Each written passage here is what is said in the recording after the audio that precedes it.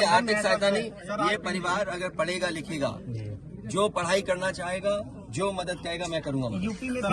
योगी की सबसे बड़ी परिभाषा यही है, जो दूसरे का दुख अपना दुख समझे। मुख्यमंत्री जी को किसी के साथ भेदभाव नहीं करना चाहिए अगर वो मुख्यमंत्री उत्तर प्रदेश के हैं, और किसी भी घटना से राजनीतिक लाभ नहीं लेना चाहिए। अगर इस सरकार ने न्याय दिया होता, न्याय पहले दिन से देना शुरू किया होता, तो शायद हम लोगों पे भी दबाव नहीं बनता कि हम आते हो घर परिवार के लोगों से मिलते आकर। न्याय में संतुलन हो, ये सरकार की जिम्मेदारी है। देवरिया कांड मैंने पहले से कहा, ये समाज के लिए और मनोविज्ञान के लिए ये बड़ी चीज है कि आप समझें कि अगर आप एक परिवार के साथ घटना होती है तो दूसरे परिवार का मनोविज्ञान क्या होता होगा। और ये डीएम ने खुद कहा कि ये रिटेलिएशन में घटना हुई है, और शासन प्रशासन के लिए और न्याय के लिए ये बड़ी जिम्मेदारी है। भाई शासन प्रशासन और न्यायालय के लिए क्या मामूली बात है। आज तक पता नहीं है कि घटना कैसे हुई। पहली, प्रेम यादव को किसने बुलाया, प्रेम यादव वहाँ कैसे पहुंच गए मोटरसाइकिल से, उन्होंने कभी जमीन ली, उनका भाई बेच रहा है। अब परिवार की बातें क्या मैं बोलूंगा जो मैं जानता हूँ, या आप जो जानते हैं, जो आप जानते हैं कि भाई परिवार जो था अगर जमीन बेच रहा है, एक भाई ने बेच दी जमीन, इन बातों को मैं कहूँ कि वो परिवार अपने भाइयों के साथ कैसा व्यवहार करता था, ये बातें मैं कहूँगा क्या? ये सब आप जानते हो। इसलिए मैं आपसे भी उम्मीद करता हूँ लोकतंत्र तभी मजबूत होगा जब न्याय मिलेगा, और न्याय की भावना होती सरकार की, तो खेतों में इतना कार्यकर्ता नेता नहीं दिखाई देता, ये जनता खेतों में नहीं दिखाई देती। बड़ी जिम्मेदारी ये है। देखिए मैं जानता हूँ यार नवीन भाई तो, और ये बात आप भी जानते हो, और जब मैं पहुंचा हूँ तो मैंने वो बाइट भी सुनी है, एक चैनल के माध्यम से कुछ खबर आई, हालांकि मैं सिग्नल या उसके नेटवर्क न आने की वजह से मैं नहीं सुन पाया।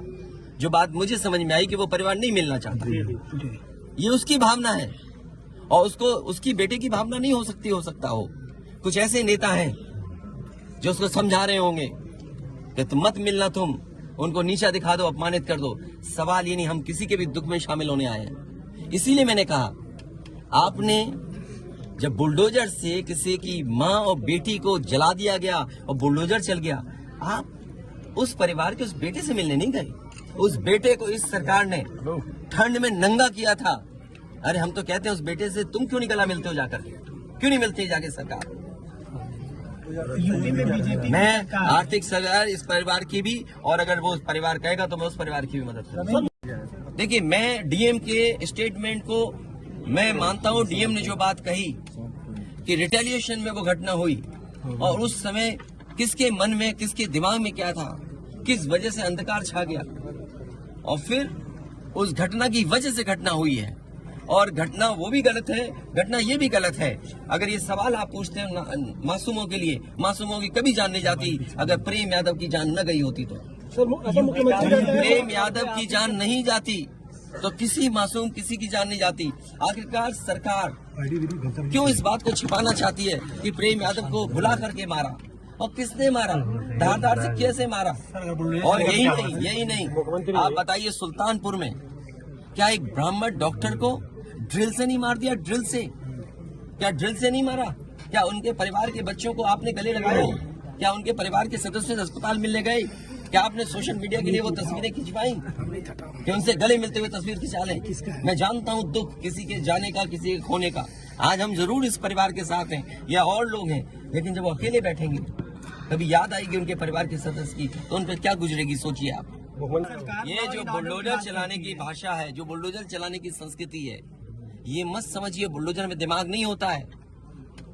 अगर बुलडोजर न्याय देने लगा तो अगली सरकार भी यही करेगी।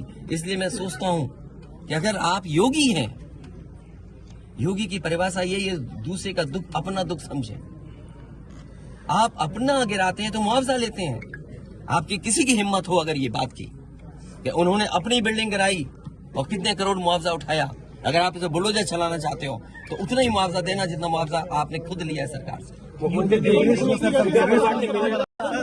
अच्छा ये क्या है सबका साथ? अच्छा ये बेटा क्या जानेगा?